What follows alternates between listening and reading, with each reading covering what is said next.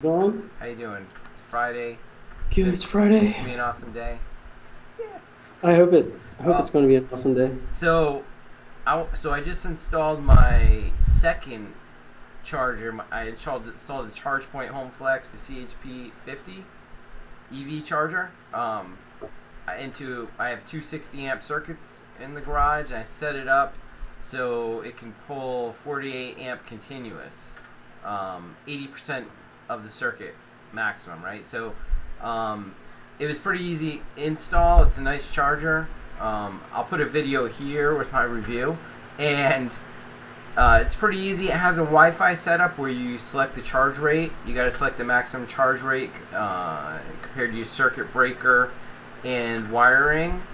So mine is 60 amps. You have the same charger at 50 amps. So yours I have the same charger. yeah, Yeah. and you've been using it for a long time. You really like it.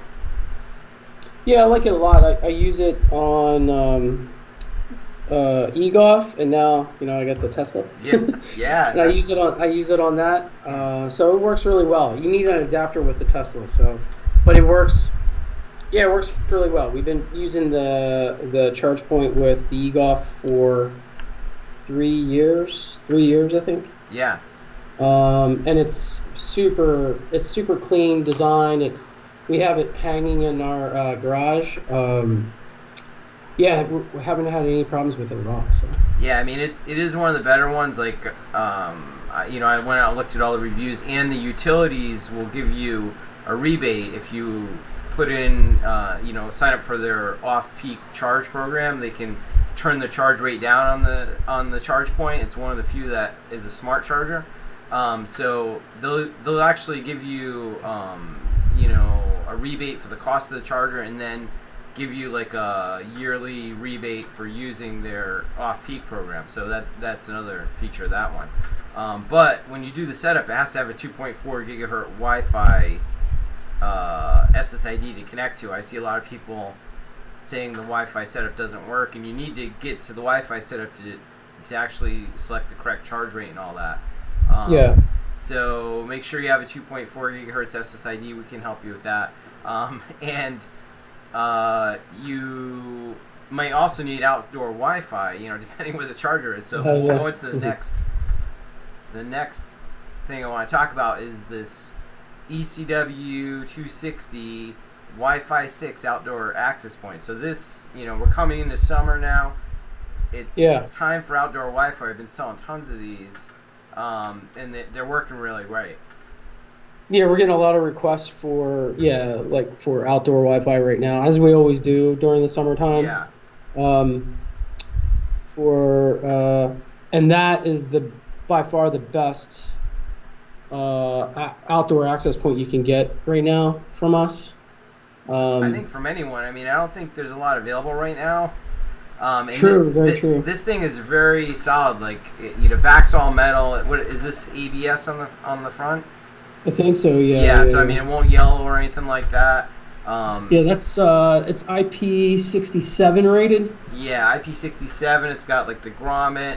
This doesn't have the antennas, but SMA connectors for both bands, and it's like it really is the perfect size for outdoor. It's not like giant, like some of the the 3x3 access points are really big, and we always hear that the range is good, but people don't like looking at them. They're like too big.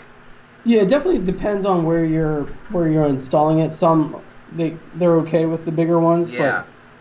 but this one is, I mean, it's a 2x2 design, but it's Wi-Fi 6, so it's really powerful in regards to like range, coverage area, and it's super clean and it's pretty small. I mean, you can kind of tell based off of like you just holding it. Yeah, I mean it's.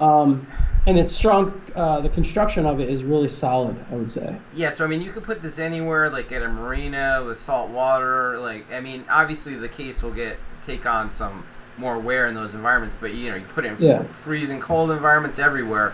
It's sealed. It's gonna be fine.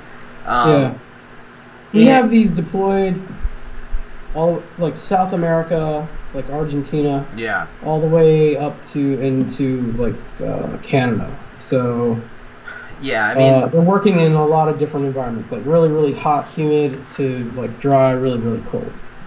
yeah, and at the price point of this thing, I mean, what's the MSRP on this one, Brian? I think it's 499. 499. 499 MSRP, and you can ask me for. It comes with you get cloud with it, so you can cloud manage it. If you're looking for like pro features, it does come with a 1 year pro license. Yeah. If you need it. If you don't need it, then you can just use cloud, like the basic version, which gives you a ton of stuff to be able to do, like mask configurations, SSID configurations, all types of security, a ton of stuff. You have control over your radio settings. Yeah, so you can turn on and turn off radios. You can mesh. We're kind of anti-mesh, but you can still mesh on it. You could. But 499 MSRP, free cloud, and 2 year warranty on the hardware. Outdoor. Oh yeah. Outdoor hardware can be under some more extreme conditions, right? Like you could have lightning strikes and things like that, but 2 year warranty. So yeah, and we do support the product from this office, so we have a support team and staff, so yeah, it will help. So yeah, let us know. I've got these in stock. Anyone needs to do an outdoor Wi-Fi install. Quick question though, would you use 11AC Wave 2 right now? No, outdoor? I wouldn't. I mean, yeah, it's a little bit cheaper, but it's like if you can get it, right? Yeah, if you can get it, it's a generation old. Like, why would you want to do that? Like, especially because in these situations where you're installing these things, you may have to climb up a pole to install it. It's not like as easy as an indoor install sometime, right? Like a lot of times they're mounted high up, and you got to get a ladder to get up there and mount them, and you don't want to revisit that situation for a few years, right? Yep. Another thing, there is a PoE injector available that can do a hardware reset for this too. So these use standard PoE Plus, right? So PoE Plus switch will work with these. They do support 2.5 gigabit Ethernet also for a multi-gig switch. But if you have a lot of these installed, let's say in hard to reach situations, you should probably pick up one of the injectors. Let's see. Yeah, you only need one, right? You only need one. Like we're telling people, you don't need to use these on every single AP. So it's the 5006 GR is the injector. The R standing for reset. So yeah, it's a 32 watt gigabit injector, and it has a reset button on it that in the worst case situation, if you had to do a hardware reset, you don't have to climb up the pole and get the hardware. Right. It does it right through the Ethernet port. But you only need one of these because you just have it in, or you could order one if you ever had a problem. You can buy one, and you can use it as that can go in your toolkit. Yeah. Or you buy one for every one if you want to. It just really depends on the deployment. Where like an RV park, maybe you have one for every. But you have to make sure that PoE injector's, in a housing. Yeah. Unless it's indoors, right? Right. But yeah, it just really depends. But the one thing I would bring up, I didn't mean to cut you off, is these are cloud managed, which is a free system, right? Mm-hmm. It's really important to understand that because there's a ton of stuff that you can do remotely from a cloud interface, or better yet, even a mobile app, right? Yep. Cloud to go app. I mean, you can set up SSIDs. You can set up the VLAN on the SSIDs. Set up the security. There's all types of things that you can do through the app. So if you're really mobile, and typically when the cases that we run into for outdoor Wi-Fi, a lot of these installers or system integrators or MSPs are out in the field running around to different sites and like installing these devices or maybe even troubleshooting. But if you're at one site and there's another site that's having problems, you can easily use your mobile app to be able to control these things and monitor, manage, and troubleshoot these things. So it's really the system that we have in place to manage these devices is really easy to use, and it's really friendly to use. But that's the one thing I would bring up because I think we're seeing a transition of these outdoor installations, and these guys are moving to cloud very quickly. Yeah, I mean, it really makes sense to use the cloud for the outdoor Wi-Fi in particular because yeah, it's a mobile situation, right? Like you're in an outdoor situation. You don't want to have to like be manually configuring these things with a laptop, on a bench or something, right? You want to be able to Yeah, troubleshoot on the fly, and yeah, and besides doing a hardware reset, that with the cloud app and the access points will put up like a they'll put up like an special SSID if they can't hit the cloud, right? yeah. It will put a management SSID up so you can directly connect to it, and you can actually reset it from there. So if it gets into any trouble, management SSID will broadcast. You can connect, and you can actually reset it from there. Yep. So that is another option. So there's just a lot of capabilities with cloud, and that is the way to go. Is to cloud manage these devices. For sure. Yeah, I had a guy asking me yesterday about the non-cloud managed outdoor access points. And I'm like, I really wouldn't do it. For the small price difference, you're going to save yourself a lot of trouble and make your customer a lot more happy. Yeah, and the other thing I would mention in regards to that is the cloud interface, and you can do this from the app or from the interface. You can actually request support from from those interfaces, and you can almost do it's called intercom, but you can almost do a any desk like session. So it provides our team like remote access to even help in those situations. So there's a ton going on in our cloud solution, and specifically on the outdoor side, it's a huge benefit. And let's say one did get like a direct strike from lightning and took it out, right? Like you could use the replace function in the cloud to like just replace that one access point with whatever settings it had. You just say, I'm going to replace this access point with this one, scan the new one in, and it'll take on all the settings of that old one. That's right. Exactly. So that's another thing that just makes it a no-brainer to use. I mean, it works great. All right, so one last thing we want to talk about. Like setting up multiple floors or multiple rooms using the Ingenious Cloud. And you can clone networks, right? So you can basically, if you have like a 3-story building, you can set up the first floor and then clone it on the next 2 floors, so you don't have to redo it all again. Yeah, you can. So you can clone SSIDs and networks. More importantly, what you're talking about is cloning the network side. And you and I were talking about it. Like the cloud you can set it up within cloud in a number of different ways. You can set up a building as one big network, and everything is within that one network. Or you can I don't know what the wording is, but you can actually make each floor a separate network, and that adds a lot of benefits. Or you can even dive down even deeper. You can go, okay, the building was a network, well, let's make every floor a network.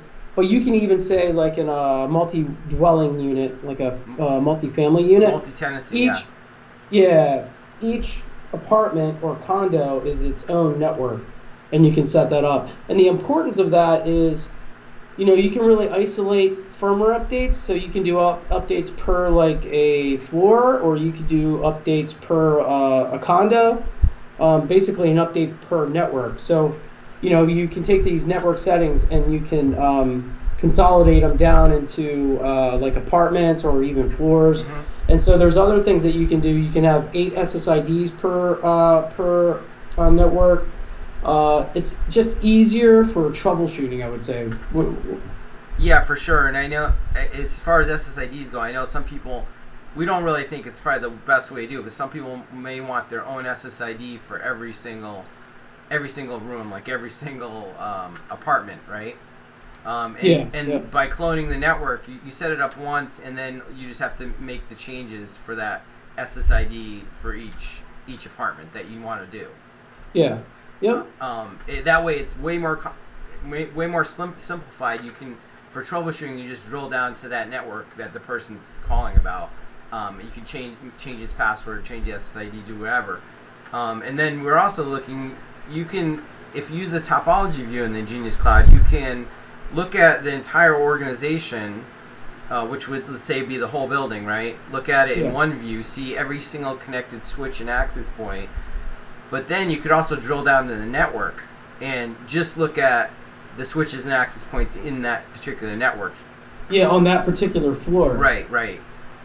Yeah, and the way it's organized within the cloud system would make it really easy for you to identify, okay, on floor 9, an apartment, 935, you can really drill down quickly to like an access point or to a switch or to a client device that's connected to a particular access point in a particular room. So you can start to really, really drill down quickly the way the cloud system is set up and organized. So you do that fairly quickly. Yeah, so I mean, it may be easier just to create one network for your entire organization or building, but to troubleshoot, you probably want to localize that down to floors or rooms. To have more networks that you can fine-tune settings in, and if you drill back, less disruption as well. Yeah, less disruption, because as you make settings, you're only doing it to a subset of change settings to subset of the building. So like you could change something on floor 1, the SSIDs may go down for like 2 minutes while it's updating, right? The rest of the building's still up. Yeah, exactly. Yeah, nice. All right. Yeah, you only see that change in that particular area rather than like the whole network. So yeah. Yeah. All right. So we also wanted to mention we're going to take the show on the road. We'll be in New York.